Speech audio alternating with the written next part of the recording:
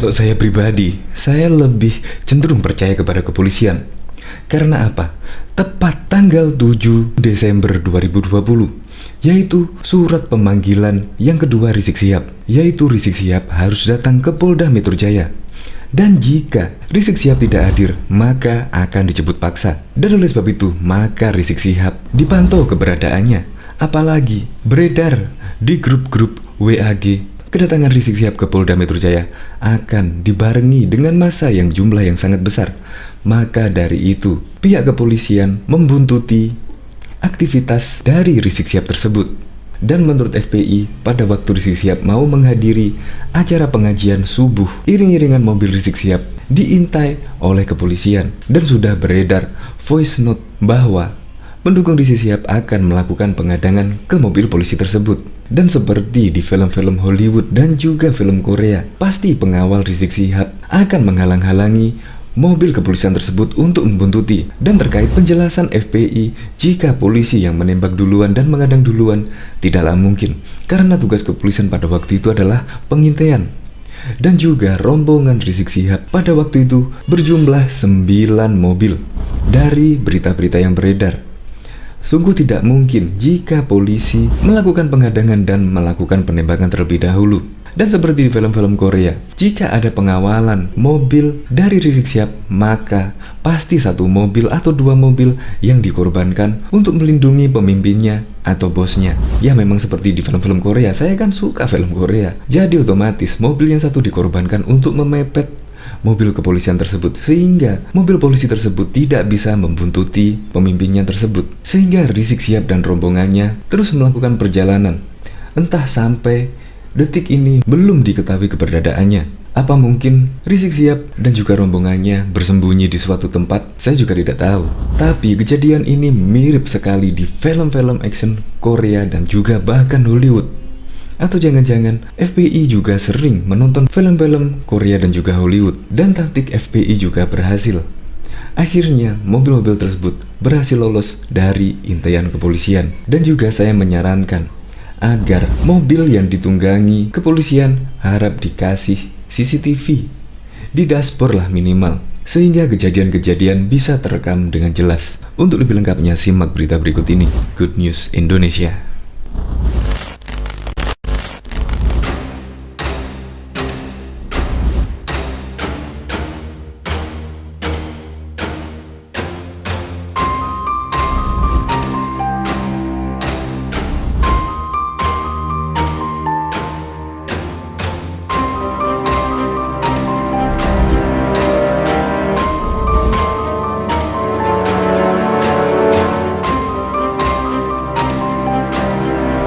Sebelum menyaksikan video ini, pastikan bosku jangan lupa subscribe, karena subscribe itu gratis plus bonus tonton video terbaru setiap harinya. Jangan lupa ya. Tak bisa mengelak, polisi CCTV akan segera dibuka. Polda Metro Jaya menyebut adanya penyerangan dari pengikut Rizik Syihab saat polisi melakukan pengintaian di tol Jakarta Cikampek. Polisi mengaku memiliki bukti rekaman CCTV terkait kejadian itu. Ini kan lagi kita bongkar, CCTV-nya ada beberapa tapi masih dikumpulkan, kata Kabid Humas Polda Metro Jaya Kombes Yusri Yunus saat dihubungi wartawan Senin 7 Desember 2020. Selain itu, Yusri mengatakan pihaknya telah mengantongi rekaman percakapan voice note para pelaku penyerangan kepada anggotanya. Dia menyebut rekaman suara tersebut menunjukkan pelaku telah berniat untuk menyerang petugas. Dari voice note yang beredar itu kan mereka tahu ada polisi yang mengikuti mereka dan direncanakan untuk segera memepet, kalau perlu tabrak dan sikat mobil petugas itu, faktanya beber Yusri. Sementara itu, Direktur Reserse Kriminal Umum Polda Metro Jaya, Kombes Tubagus Adi Hidayat menjelaskan bahwa tindakan tegas polisi saat itu adalah upaya bela diri dalam keadaan terdesak. Mobil yang ditumpangi Laskar FPI tersebut melakukan perlawanan. Jadi faktanya memang seperti itu. Kalau memang kejadiannya seperti itu dan anggota dalam rangka overmatch, kata Dirkrimum Polda Metro Jaya Tubagus Adi Hidayat kepada wartawan di Polda Metro Jaya, Jakarta Senin 7 Desember. Menurut Tubagus, petugas kepolisian yang melakukan pembuntutan terhadap mobil pengikut Rizik Syihab hanya ada satu mobil. Maka menurutnya tidak mungkin polisi melakukan penyerangan. Begini faktanya, itu 9 mobil dari mereka diikuti oleh satu mobil saja. Nah, mobil mungkin kita melakukan penyerangan. Kita cuma pengen tahu pengkondisian gimana. Terus kemudian satu mobil yang ditembaki. Masa ya gitu, orang kita kekuatannya jauh kok, jelas tuh bagus. Kalau tidak dalam kondisi terdesak, anggota kita akan melakukan penembakan. Bahkan bila mana perlu, anggota tidak sampai ketahuan. Kan itu dalam rangka tidak ketahuan gitu. Seperti diketahui, 6 anggota pengikut Rizik Syihab tewas tertembak saat terjadi baku tembak dengan polisi di KM 50 Jakarta Cikampek. Peristiwa itu terjadi dini hari tadi. Sebelumnya, Sekretaris Umum FPI Munarman menanggapi peristiwa yang terjadi di Tol Cikampek. Dini hari tadi, Munarman menyebut 6 orang tewas tersebut akibat penyerangan terlebih dahulu oleh polisi. Kejadiannya, kenapa kami menyatakan laskar kami dalam keadaan hilang? Karena memang kami belum tahu di mana keberadaannya itu. Membuktikan bahwa mereka dibunuh atau dibantai. Kalau sejak awal tembak-tembakan itu berarti tewasnya di tempat dong. Tewas di tempat pasti banyak.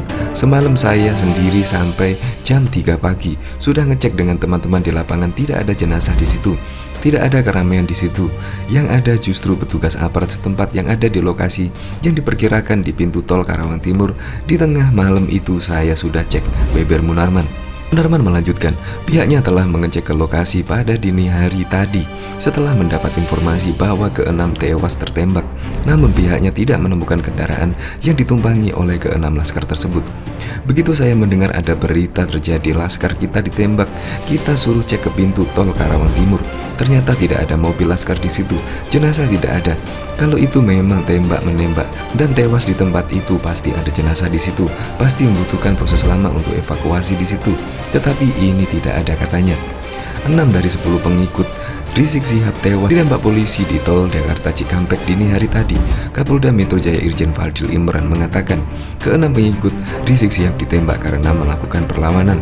Sekitar pukul 30 waktu Indonesia bagian Barat di Jalan Tol Jakarta Cikampek KM 50 telah terjadi penyerangan terhadap anggota Polri yang sedang melaksanakan tugas penyelidikan terkait rencana pemeriksaan MRS yang dijadwalkan berlangsung pada hari ini jam 10 waktu Indonesia bagian Barat.